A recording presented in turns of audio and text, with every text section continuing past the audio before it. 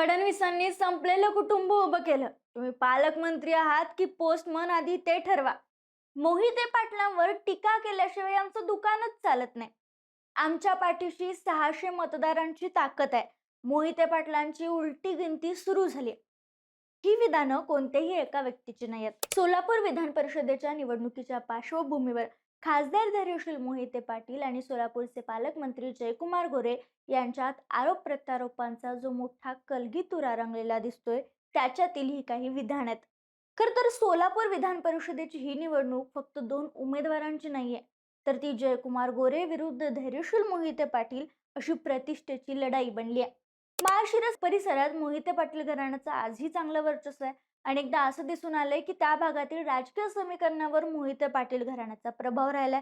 2019च्या विधानसभा निवडणुकीत राम सातपुते यांना निवडून आणण्यासाठी मोहिते पाटलांचीच मदत घेण्यात आली होती. अशात सोलापूरच्या राजकारणात स्वतःचं स्वतंत्र वर्चस्व निर्माण करण्याचा प्रयत्न करणारे जयकुमार गोरे यांच्यासाठीही ही निवडणूक प्रतिष्ठेची बनली आहे. त्यामुळे धैर्यशील मोहिते पाटील यांच्या समर्थित उमेदवाराचा पराभव करून त्यांना राजकीय संदेश देण्याचा प्रयत्न होत असल्याचं बोललं जाते.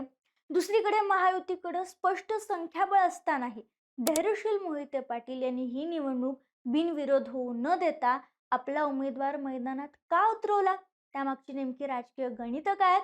सोलापूरचा इतिहास नेमका काय सांगतो आणि या निवडणुकीत ते कोणता संदेश देऊ इच्छितात याची चर्चा सध्या सोलापूरच्या राजकीय वर्तुळात रंगली आहे. नेमक्या या संघर्षामागे काय रणनीती आहे? जयकुमार गोरे आणि मोहिते पाटील यांच्यातील हा वाद पुढे किती वाढू शकतो आणि निवडणुकीचा निकाल सोलापूरच्या भविष्यातील राजकारणावर काय परिणाम करणार, याबद्दलच या व्हिडिओच्या माध्यमातून जाणून घेऊयात. नमस्कार, मी संजना कट टू कट मध्ये आपले स्वागत. आता संख्याबळाबद्दल बोलायचं झालं तर सोलापूरमध्ये एकट्या भाजपकडे 313 मत आहेत. त्यानंतर शिवसेनेकडे 66 आणि राष्ट्रवादी काँग्रेसकडे 27, म्हणजे महायुतीची एकूण संख्याबळ 406 आहे. दुसरीकडे आघाडीकडे 200 पेक्षाही जास्त मतं आहेत. तरीही ही निवडणूक बिनविरोध न करण्याचा निर्णय मोहिते पाटील यांनी घेतला. काँग्रेसच्या उमेदवाराचा अर्ज बाद झाल्यानंतर राष्ट्रवादीने वसंतराव देशमुख यांना पाठिंबा दिला. चौपाल आणि इतर नेत्यांच्या पाठिंबाने राष्ट्रवादीने बिनविरोध होऊ शकणारी ही निवडणूक लढतीची केली. त्यामुळे ही निवडणूक धैर्यशील मोहिते पाटील यांच्यासाठी प्रतिष्ठेची बनली. आता धैर्यशील मोहिते पाटील यांच्याबद्दल काही नव्यानं सांगण्याची गरज नाही. माळशिरस, माड आणि सोलापूरच्या राजकारणात मोहिते पाटील घराण्याचं वर्चस्व अनेक दशकांपासून राहिलंय. या घराण्यातील नेत्यांनी उपमुख्यमंत्री पदापासून ते मंत्रिपदापर्यंत अनेक महत्वाची पदं भूषवलीत. त्यामुळे आजही या भागात त्यांचा राजकीय प्रभाव कायम असल्याचं मानलं जातं. माळशिरसचा आमदार कोण होणार यावरही मोहिते पाटील घराण्याचा प्रभाव राहिल्याचं अनेकदा सांगितलं जातं.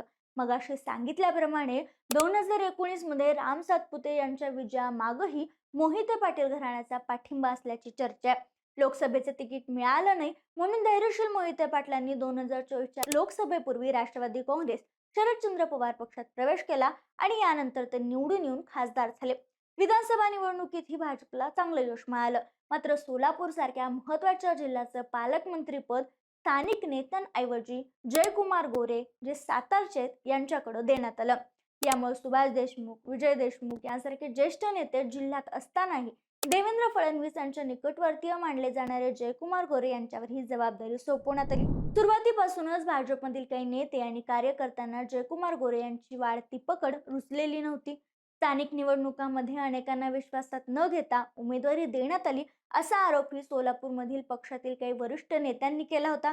पक्षवाढीसाठी इतर पक्षातील अनेक नेत्यांचा, कार्यकर्त्यांचा भाजपमध्ये समावेश करण्यात आला.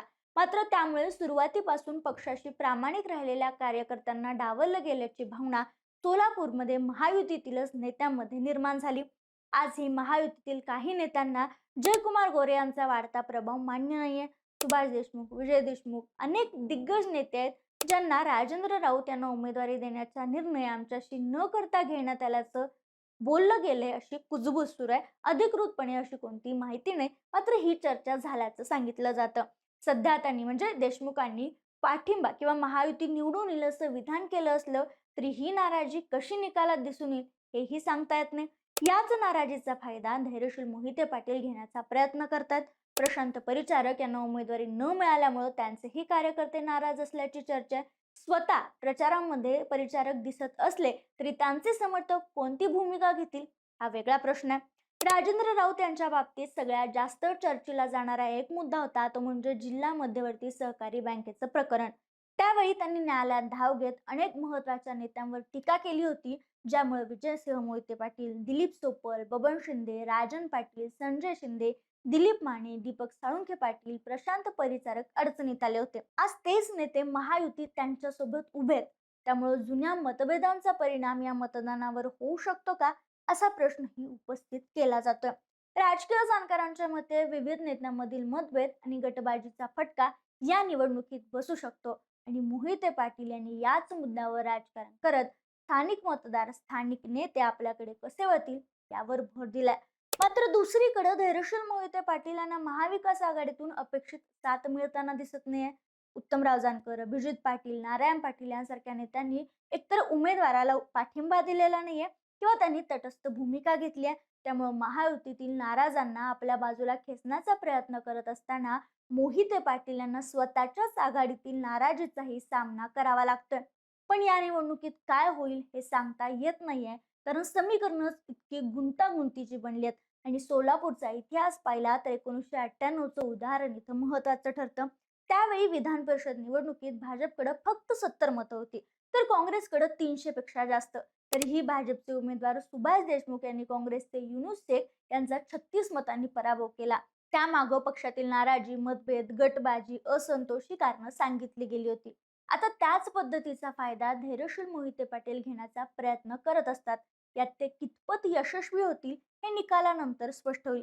मात्र यानंतर राजकारण कसं बदलेल सांगते. एक गोष्ट नक्की आहे की जरी महाविकास आघाडीचे उमेदवार वसंतराव देशमुख पराभूत झाले, तरी महायुतीतील काही मतं आपल्याला आपल्या बाजूला वळवण्यात यश आलं तर त्यातून धैर्यशील मोहिते पाटील स्वतःची ताकद पुन्हा एकदा सिद्ध करण्याचा प्रयत्न करतील, असं राजकीय जाणकारांचं मत आहे.